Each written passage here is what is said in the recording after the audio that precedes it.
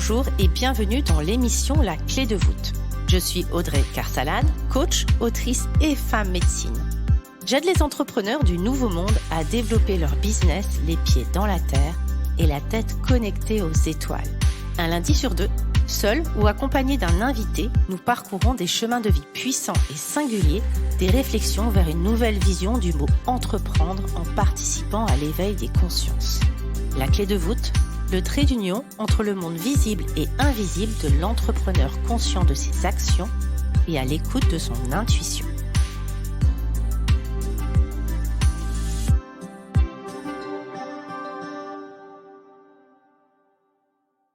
Bonjour à tous. Cette semaine, j'avais envie d'un épisode tout en puissance. Envie de vous parler de renouer avec l'envie d'entreprendre et commencer par un punchline qui s'adresserait à tous ceux qui nous disent « mais donnez-vous un coup de pied au cul ». Moi, j'ai envie de donner un coup de pied au cul aux injonctions. Parce que finalement, ne plus avoir envie d'entreprendre ou parfois être en quête de sens, c'est pas un manque de motivation, de flemme ou je ne sais quoi. Comme parfois la société aimerait nous faire croire ou comme les injonctions d'autres personnes aimeraient nous faire penser qu'on est flemmard, qu'on n'a pas de motivation, qu'on n'est pas assez ou on est trop. Moi, je crois que la flemme, elle n'existe pas en tant que telle.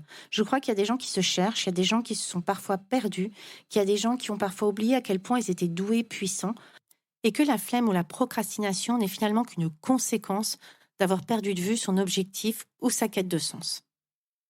Et si je vous parle de ça, c'est parce que ça m'est arrivé récemment. Après 9 ans d'entrepreneuriat, tout d'un coup, je n'arrivais plus à m'asseoir en face de mon ordinateur. Et lorsque j'allais m'asseoir en face de mon ordinateur, j'arrivais plus à appuyer sur le bouton play. Je n'arrivais plus à me mettre en mouvement. Alors que faire lorsque le fameux coup de pied au cul qu'on nous serine et que nous-mêmes nous nous donnons ne fonctionne plus? Je me décrirais absolument pas et jamais comme quelqu'un de flemmard. Je m'estime vraiment comme quelqu'un plutôt qui a beaucoup de motivation, d'objectifs et surtout beaucoup d'envie. Mais alors pourquoi? Qu'est-ce qui s'est passé? Pourquoi après 9 ans d'entrepreneuriat, avec parfois des doutes, des remises en question, mais toujours une quête de sens absolue, pourquoi il m'a été impossible de faire redémarrer le moteur?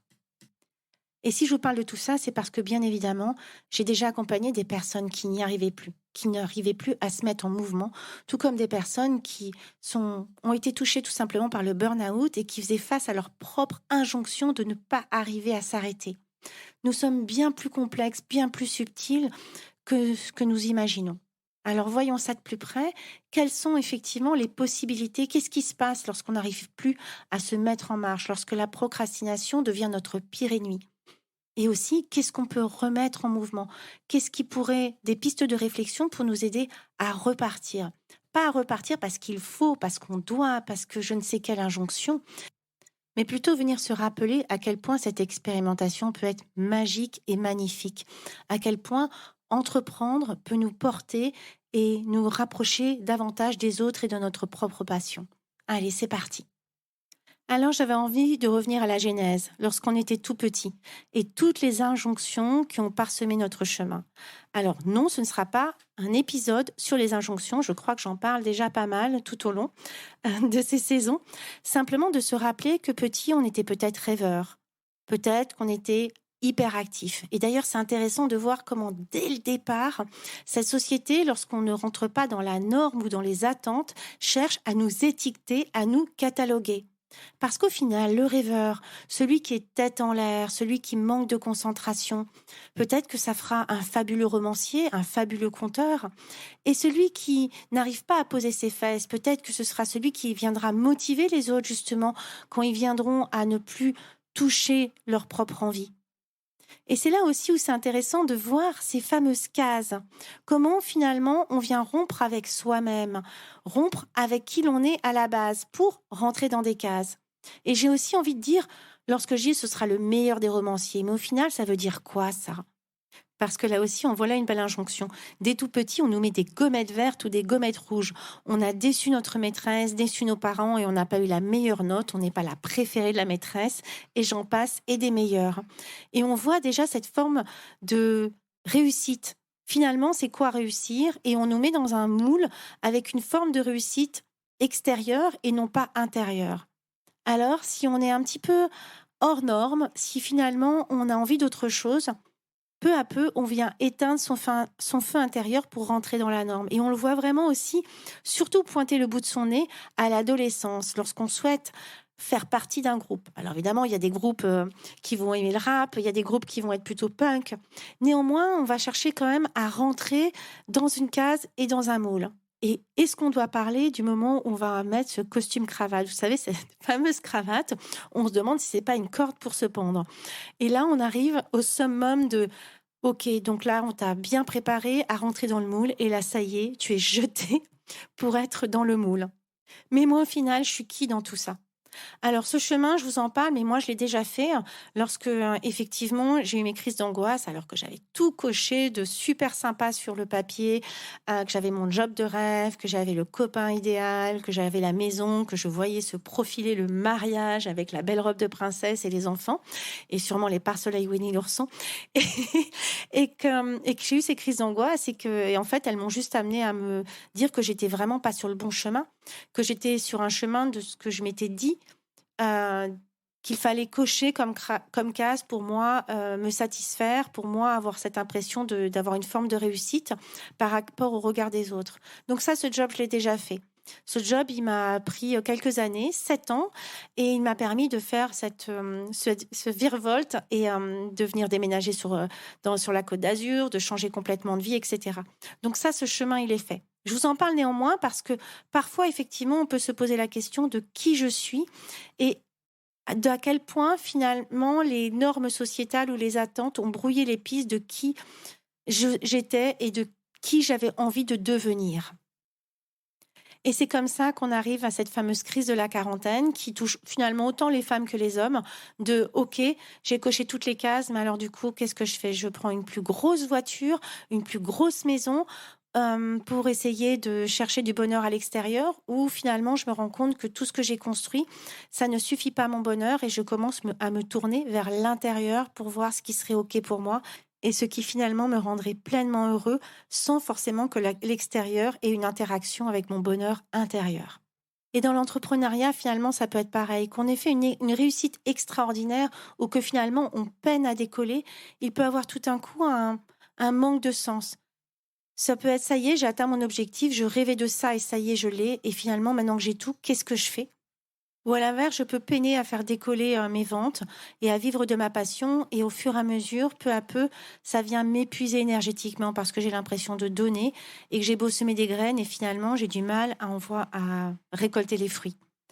Et là aussi, j'ai envie de tordre le cou à une injonction à laquelle j'ai franchement, honnêtement cru. Mais si tu vibres avec le cœur, si tu proposes des choses et que ça vient avec le cœur, alors peu importe si des mondes vient ou pas, c'est pas grave parce que tu vibres avec le cœur. Alors moi aussi, c'est aussi mon auto, jugement parfois. Moi aussi, j'ai seriné, j'ai vendu ces choses-là. J'y crois toujours, bien entendu, je fais les choses avec le cœur. Simplement, parfois, ça ne suffit plus.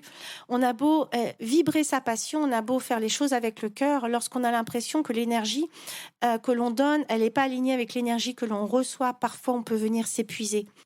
Donc finalement, des raisons qui nous poussent et qui nous entraînent peu à peu à nous couper de notre envie, il y en a des tonnes, des milliards autant qu'il y a d'êtres humains. Je crois profondément que l'on perd l'envie lorsque l'on se perd de vue, lorsqu'on ne fait plus de soi une priorité et que finalement on vient peu à peu crouler sous nos injonctions. Je crois qu'il y a toujours un exilé. Un exilé, c'est une partie de nous-mêmes qui a été blessée enfant et qui vient encore rejouer des scènes dans notre vie d'adulte.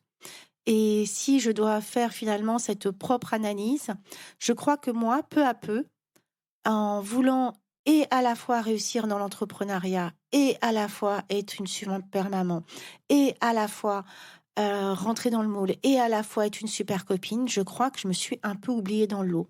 Et j'ai oublié quelque chose de fondamental, à quel point j'avais de l'ambition. Pas de l'ambition pour de l'ambition, mais à quel point j'avais envie finalement d'avancer et de toucher les étoiles. Et je crois que j'ai vraiment oublié. J'ai fini parce que tout n'a pas fonctionné, parce que ça me demandait beaucoup d'énergie, oublier cette part de moi-même qui avait quête de conquête. Je crois que quelque part, j'ai oublié cette part de puissance personnelle et cette part de leadership au profit du confort, au profit finalement d'une vie beaucoup plus cool, beaucoup plus calme, où j'aurai le temps de tout faire. Mais j'ai oublié mes rêves de conférence, j'ai oublié mes rêves d'autrice, j'ai oublié mes rêves de leadership au passage. Et donc, peu à peu, je me suis mise finalement à jouer sur des choses qui fonctionnaient bien. Toujours les mêmes lancements, toujours finalement une certaine routine qui s'est installée. Et peu à peu, je crois que je me suis encroûtée. C'est vraiment en toute vulnérabilité, je me suis encroûtée dans mes propres lancements et dans ma propre activité professionnelle. Et de cet encroûtement est né finalement un lâcher prise et peut-être un oubli de qui je suis et de ce que je voulais faire et être.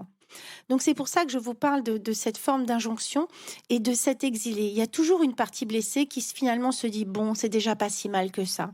Oh, tu sais, regarde, tu as réussi, tu peux déjà être super fier, tu as déjà fait des conférences, tu as déjà écrit 3 livres, c'est déjà super chouette. Tu sais, tu pourrais te contenter de ça. Mais en fait, la vérité, c'est que j'ai pas envie, en fait.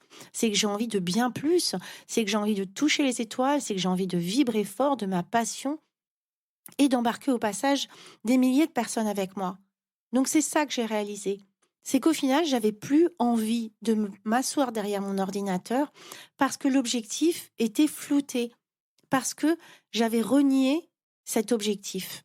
Sous couvert de «Oh mais regarde déjà tu vis bien», j'avais renié mon envie profonde de rayonner. Et je m'adresse à toi, si toi aussi tu as envie de toucher les étoiles et que parfois tu te dis que tu ne le mérites pas ou que finalement c'est déjà super ce que tu fais et toutes ces personnes qui te viennent te dire «Ah mais tu te rends compte, tu as déjà tellement de chance et finalement pourquoi t'en ferais plus?» Et donc je crois que j'ai sombré dans un certain confort qui peu à peu a distillé ma motivation. Voilà un peu l'analyse que j'en fais, au fil de ces dernières années et quand je regarde mes publications d'il y a quelques années où je faisais le bilan des parutions presse, où je faisais le bilan des conférences, où je faisais le bilan du fait que j'avais sorti un livre, je me dis: «Mais qu'est-ce que tu as glandé? Qu'est-ce qui s'est passé?» Et je crois profondément que j'ai perdu de vue qui je suis et ce à quoi j'aspire. Donc si à un moment l'envie, la motivation n'est plus là, essaye de te rappeler qui tu es et ce que tu as envie de devenir. Quelles qu'en soient les raisons et quel qu'en soit l'objectif, nous avons pas tous les mêmes objectifs et c'est complètement OK.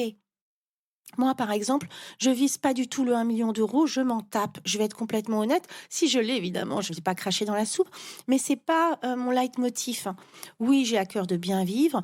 Oui, j'ai à cœur d'avoir une équipe. Donc, effectivement, ça demande de générer certains revenus, mais c'est pas ce qui me.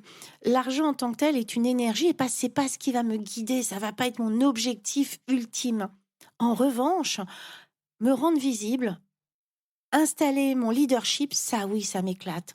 Ça oui, ça me donne de l'envie de créer des nouvelles choses, d'embarquer les gens avec moi pour qu'ils puissent eux-mêmes reconnaître leur puissance personnelle et que tout le monde puisse vivre. Et peut-être qu'on peut arrêter de se faire petite, peut-être qu'on peut arrêter de renoncer à nos rêves.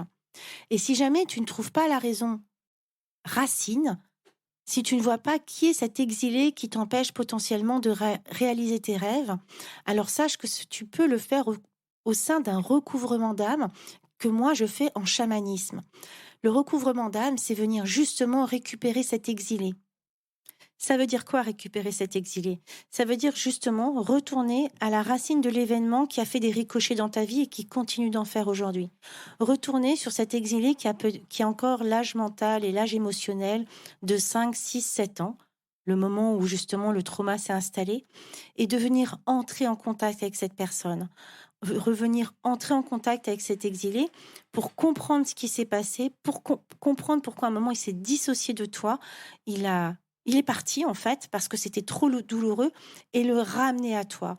Et il y a toujours une réparation qui se crée lorsqu'on vient récupérer un exilé. Parce que, parce que d'un coup on se sent entier et parce que d'un coup on voit la vie autrement. Et on vient réinstaller justement quelque chose qui nous empêche dans notre réussite, dans notre bonheur, dans notre pleine réalisation, dans notre quête de sens, dans la vision réelle, sans injonctions qu'on a nous-mêmes et de la vie.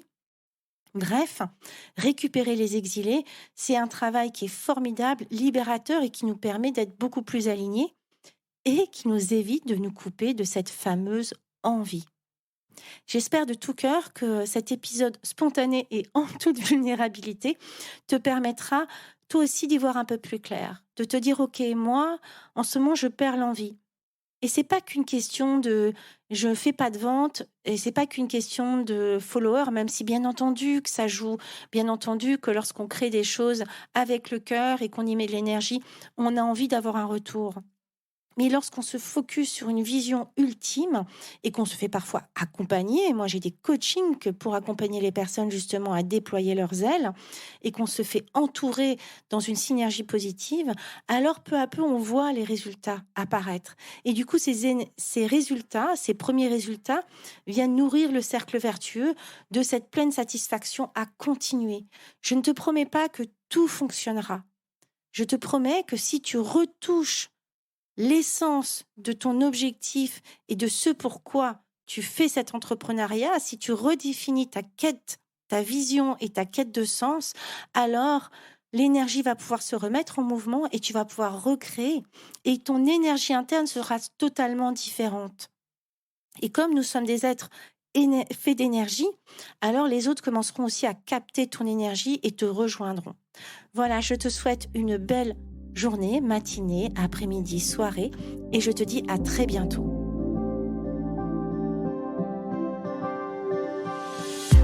J'espère que cet épisode vous aura plu. N'hésitez pas à le partager à des personnes qui veulent elles aussi créer les pieds dans la terre et la tête connectée aux étoiles. Retrouvez l'ensemble des informations et des liens dans le descriptif de l'épisode ainsi que sur mon site audreycarsalade.com. N'hésitez pas non plus à laisser un commentaire si vous avez des suggestions, des idées ou tout simplement si vous avez aimé cet épisode. Pour cela, rien de plus simple, filez sur Apple Podcast et n'oubliez pas les petites étoiles. Retrouvez-moi aussi sur les réseaux sociaux sous le nom de Audrey Carsalade et à l'adresse contact@audreycarsalade.com. N'oubliez pas non plus de vous abonner à la clé de voûte sur votre plateforme d'écoute podcast préférée pour être informé de la sortie du prochain épisode. Bonne semaine à tous et merci de votre écoute.